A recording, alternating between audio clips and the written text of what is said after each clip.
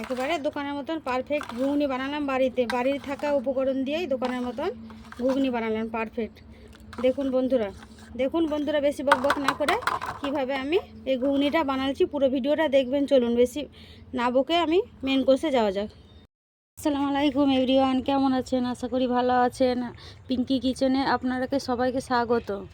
আজকে আমি বানাবো ইফতারির স্পেশাল ঘুগনি রেসিপি। আপনারা ইউটিউব থেকে কেউ দেখে থাকলেন সাবস্ক্রাইব করে পাশে থাকবেন, আর ফেসবুক থেকে দেখে থাকলে পেজটা ফলো করবেন। দেখুন এবার আমি মটরগুলো দিয়ে দেবো, নুন, অল্প একটু জাফরান। পুরো ভিডিওটা স্কিপ না করে পুরো ভিডিওটা দেখবেন, দেখার জন্য অনুরোধ রইল। এবারে দেবো পানি দিয়ে আমি ঢাকাটা দিয়ে দেবো সেদ্ধ হওয়ার জন্য। এটা উঠিয়ে দেখে নেবো সেদ্ধ হয়েছে কি। মটর আলুটা কি সুন্দর সেদ্ধ হয়ে গেছে, এবার আমি নামিয়ে নেব।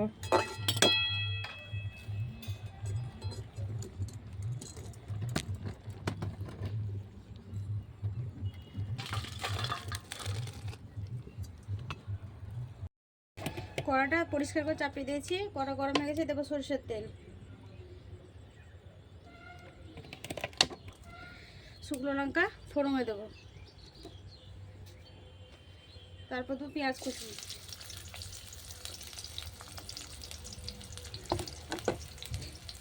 পেঁয়াজটা ভাজা ভাজা করে নেবো।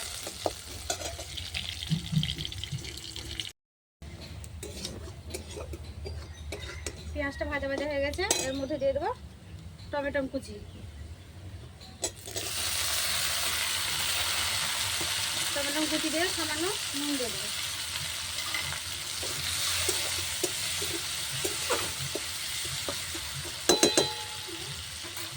এবার এর মধ্যে আমি গুঁড়ো মশলাগুলো অ্যাড করে দেবো। ভাজা জিরে গুঁড়ো, ধনের গুঁড়ো, গরম মশলা, কাশ্মীরি লাল লঙ্কার গুঁড়ো, লাল লঙ্কার গুঁড়ো, এই মশলাগুলো আমি অ্যাড করে দেবো।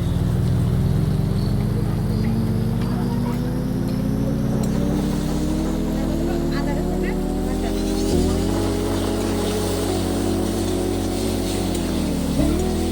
মশলা কষার জন্য বাটি করে একটু পানি দিয়ে দেবো।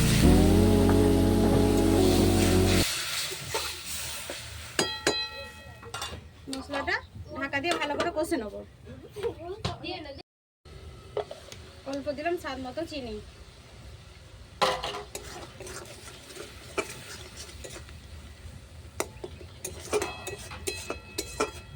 আবারও ঢাকাটা দিয়ে দিলাম।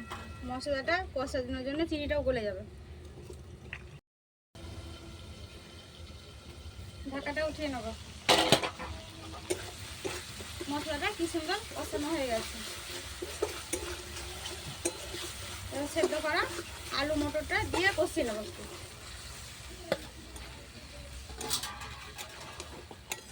এটা নিয়ে ভালো করে একটু কষিয়ে নেব।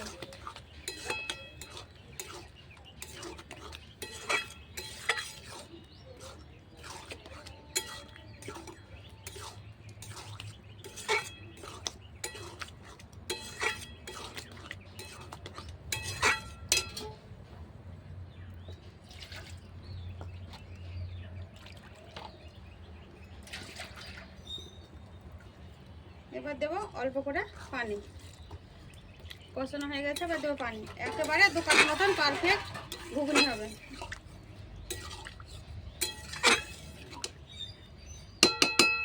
ঢাকা দিয়ে দেবো ফুটানোর জন্য, ফুটো হলে নামিয়ে নেবো। ঢাকাটা উঠিয়ে নেবো। ঘুগনিটা হয়ে গেছে, একবারে দোকানের মতন পারফেক্ট ঘুগনি হয়েছে। দেখুন বন্ধুরা কত সুন্দর হয়েছে, একদম দোকানের মতো। এইভাবে একবার হলো বাড়িতে বানিয়ে খেয়ে দেখবেন, খেয়ে আমাকে কমেন্ট করে জানাবেন। অবশ্যই কমেন্ট করে জানাবেন কেমন লাগবে।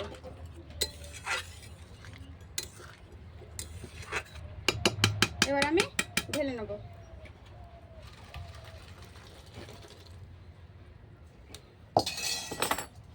দেখুন বন্ধুরা কি সুন্দর হয়েছে, একেবারে দোকানের মতন পারফেক্ট। পুরো ভিডিওটা দেখার জন্য ধন্যবাদ।